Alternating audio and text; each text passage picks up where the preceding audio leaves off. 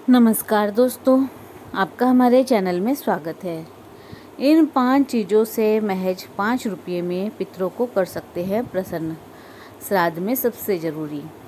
दोस्तों, श्राद्ध पक्ष में इस तरह करे पितरों को प्रसन्न। पितृ पक्ष में यमराज पूर्वजों को अपने परिजनों से मिलने के लिए मुक्त कर देते हैं, इसीलिए श्राद्ध व तर्पण विधि करके उनको प्रसन्न किया जाता है, जिससे उनकी आत्मा को शांति मिल सके। पितरों को देवताओं की तरह ही सामर्थ्यवान माना गया है। उनका आशीर्वाद प्राप्त करने के लिए पितृपक्ष में इन 5 चीज़ों से उनको प्रसन्न कर सकते हैं।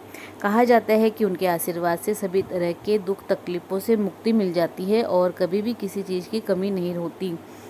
आज हम आपको कुछ ऐसी ही चीज़ें बताने जा रहे हैं जिनसे आप न सिर्फ पितरों को प्रसन्न कर सकते हैं बल्कि पितृदोष से भी मुक्ति मिलती है।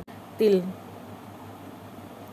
पितृपक्ष में तिल का विशेष महत्व है। तिल भगवान विष्णु के पसीने से उत्पन्न हुए हैं, इसीलिए यह सबसे पवित्र माने गए हैं। इनसे श्राद्ध करने पर पितरों की आत्मा को संतुष्टि मिलती है। बताया जाता है मरने वाले व्यक्ति से अगर तिल का दान करवाया जाए तो उस दान से दानव, असुर, दैत्य आदि भाग जाते हैं। और पितृपक्ष में जहाँ पर ब्राह्मण को बैठाकर जिमाया जाता है, उस आसन के आसपास तिल बिखेर देना चाहिए ताकि वहाँ बुरी शक्तियों का प्रभाव न हो और पितर सुखपूर्वक भोजन कर सके।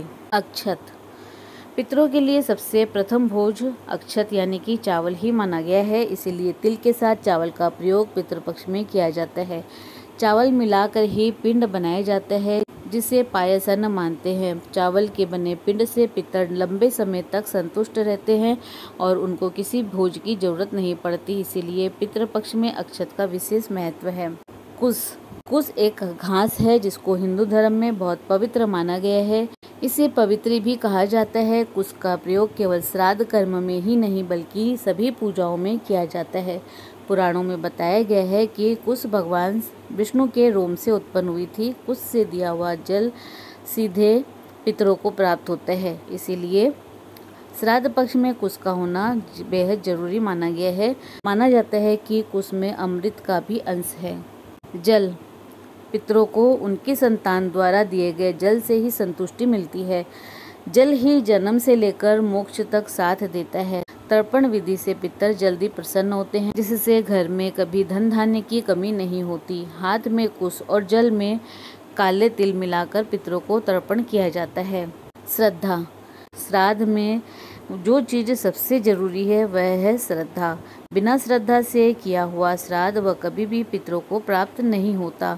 सारी चीज़ें भौतिक है, एक अभौतिक चीज़ सिर्फ श्रद्धा है, जिसके बिना श्राद्ध का कोई महत्व ही नहीं रह जाता।